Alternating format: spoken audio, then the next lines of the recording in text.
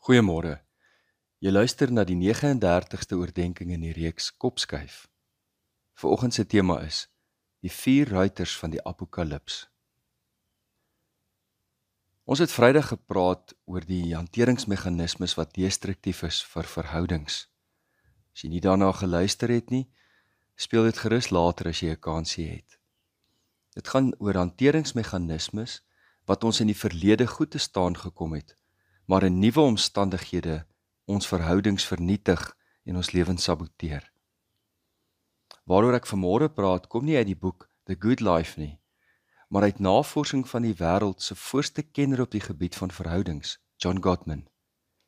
Vir meer as 40 jaar het Gottman en sy navorsingsspan onder meer as 3000 paartjies gedragspatrone geïdentifiseer wat tot sukses of ondergang lei in verhoudings. Met hierdie inligting kon hy met 'n merkwaardige akkuraatheid van 90% voorspel watter paartjies gaan skei en watter sal by mekaar bly. Uit hierdie navorsing het Gottman 4 gedragspatrone identifiseer wat destruktief inwerk op verhoudings. Hy het hulle die 4 ruiters van die Apokalips genoem, 'n sinspeling op die 4 ruiters in Openbaring wat verwoesting saai. Luister aandagtig na hierdie 4 ruiters en dink mooi of enige van hulle teenwoordig is in jou eie optrede, in die van jou lewensmaat en sodoende in julle verhouding. Selfs al is jy nie getroud of staan in 'n verhouding nie, is dit nogtans goed om kennis te neem van hierdie 4 forme van kommunikasie wat destruktief is. Die eerste is kritiek. Kritiek is om die ander persoon op 'n persoonlike vlak aan te val, eerder as die gedrag aan te spreek. Met ander woorde, jou kritiek laat dit klink of daar iets fout is met die persoon in steede van hulle gedrag. Dit mag frases insluit soos, jy doen altyd dit, of jy is nooit dat nie. Jy is altyd so selfsugtig, jy dink nooit aan my behoeftes nie. Kritiek is dus die aanval op 'n persoonlike vlak, wat dit laat klink of die ander persoon self nie goed genoeg is nie. Die tweede is veragting, in Engels contempt. Veragting is die gevaarlikste van die 4 ruiters. Dit manifesteer as sarkasme, spot, oorrol en minagtende kommentaar. Hier val jy doelbewus die persoon se karakter aan en wil eintlik vir hulle wys dat hulle minderwaardig is. Veragting sny baie diep en veroorsaak permanente wonde, indien dit nie hanteer word nie. Ag, jy is so pateties, jy sal dit nooit reg kry nie. My pa het my gewaarsku teen jou en ek wou nie hoor nie. En soms sê jy woorde wat jy weet, daai persoon baie kwesbaar voor is.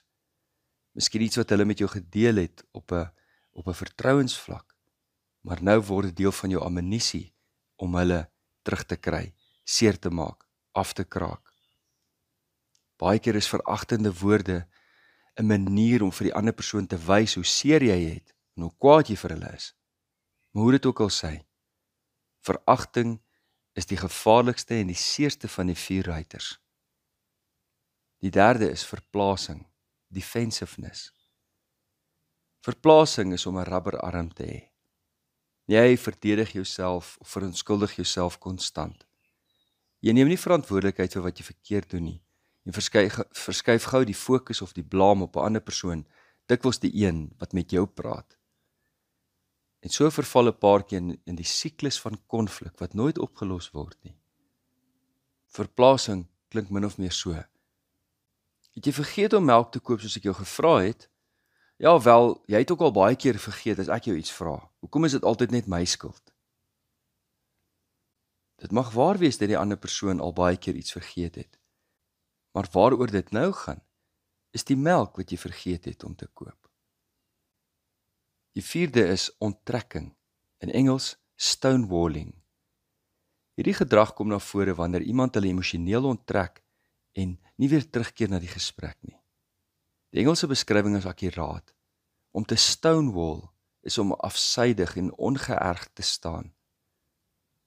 Wat interessant is, volgens Gottman, is dat dit veral mans is wat onttrek, stonewall om konflik te vermy. Mans se hartklop en bloeddruk styg dikwels vinniger in konflik met hulle lewensmaats as wat vroue sin doen.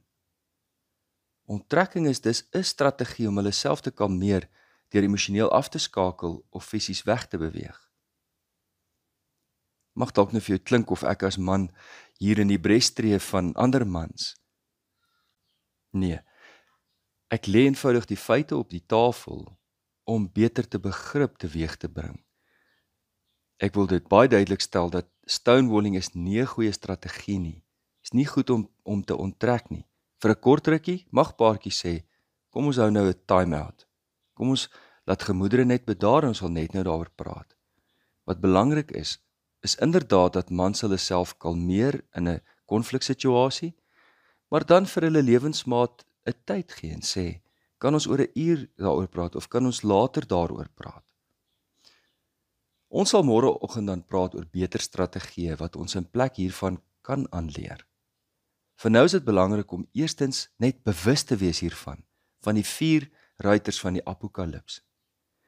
En dat paartjies met mekaar eerlik is oor hulle eie optrede en die ander persoon en die impak van hierdie uiters negatiewe gedragspatrone. Alleen wanneer jy bewus is van iets, kan jy dit verander. Ja, jy kan net verander wat jy erken.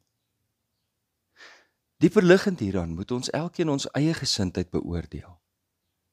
Net soos 'n flitslig op 'n prisma skyn en 7 helder kleure deurbreek, het Paulus die liefde beskryf as geduldig, omgee, om nie jaloers of spoggerig te wees nie, nie meerderwaardig nie, om nie onbehoorlik op te tree nie, jaag nie eie belang na nie, hou nie boek van die kwaad nie, verbly jou nie oor onreg nie, maar oor waarheid. Liefde bedek alles, glo alles, hoop alles. Luister mooi. Dis nie asof 'n mens dit het of nie het nie. Liefde is 'n nuwe oefenprogram. In die plek van destruktiewe patrone verander ons heel eerste ons gesindheid om self 'n lig te wees deur 'n prisma en so ons liefde uit te leef. Kom ons vra die Here deur sy Gees om ons te help om juis die vrug van die Gees uit te leef. Kom ons bid saam. Hemelvader, vul ons met u Heilige Gees vandag, sodat ons liefde, blydskap, vrede, geduld, vriendelikheid, goedheid, getrouheid, sagmoedigheid en selfbeheersing kan beoefen. Dit bid ons in Jesus naam. Amen. Liefde en 'n geseënde week vir elkeen.